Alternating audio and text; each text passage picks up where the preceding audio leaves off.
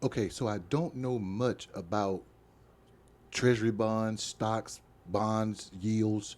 Don't know much about it. So I'm going to leave it to CNBC to try to explain it to me and us. We do have more breaking news from D.C., from the Treasury. And for that, we go to Megan Casella with those details. Megan? Hey, Scott, so the Treasury Department is out just now with its latest borrowing forecast. They're estimating they'll need to borrow $514 billion for the second quarter. That's a lot of money that they need to borrow.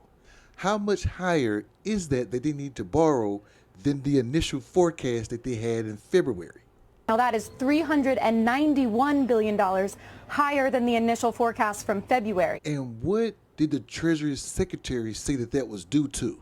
Treasury says that's largely due to a lower than expected cash balance to start the quarter. I know you know why that is, right? We got a new president, and his policies are garbage right now. Okay, lady, you seem to be a very smart person when it comes to this stuff because I have no idea what's going on. How much money did we have at the end of Q1, and how much did we expect to have at the end of Q1? They ended Q1 with just $406 billion in cash on hand when they had expected $850 billion. So the Treasury Secretary has to print more money. He has to print more bonds to try to garner up or save up or scrap up or hustle up over $500 billion shortfall, because under Biden, we expected to have $850 billion cash on hand, but now we got less than half of that. So we got to print more money. What does that mean for the money in your pocket? All right. I digress. Ma'am, could you explain to us why that is? Agency officials told me that was because of debt limit constraints. Those have forced them to spend more cash rather than keep a week's worth of funding needs on hand in cash like they typically would. Now, I'm going to cut this a little short for brevity, but she goes on and explains in more nerdy detail as to why this is and what's going on. You can go look online and find the rest of it. But the commentator asked her about tariffs. And if, because we're bringing in more tariffs now, because in one case, the tariffs were 2% over here, 1.5% over here, 3% over here, or whatever, based on the different countries and what they brought to us. And of course, we got a 150% tariff on things coming from China. So he asked, is the tariff money that's coming in now, is that going to help with the shortfall that the Treasury has? And here's her answer.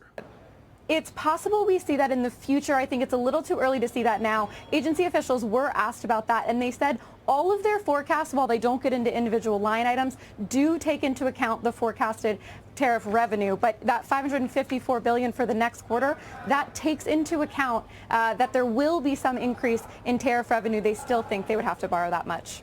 So there's some very, very, very smart people that deal with economics, tariffs, taxes, input, output, income, net, gross, all that stuff.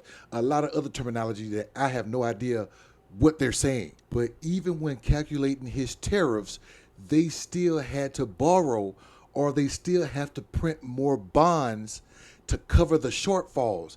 Even though Trump is going back and forth on this tariff and pullbacks and that tariff in 90 days and that tariff in 30 days, they still got to borrow over $500 billion because of Trump's policies. Take a look at this graph here. This graph is the U.S. Treasury bond, the thing that they got to send out there to get more cash. Look at where it was when Trump came into office. January 21st, it was 4.59 when it closed. The red spot down there is where it is now. And you can look at it at the bold area up here too. It's 4.260. That is how much less the dollar is worth. And why has the dollar dropped since Trump took office? It was not because of Biden's policies. It was not because of what Biden had and his initiatives.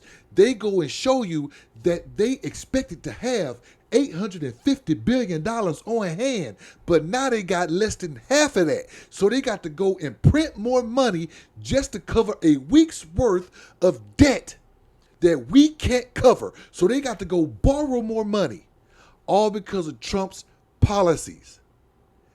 Tell me again, Mega, how this is making us great. Everybody else, what do you think?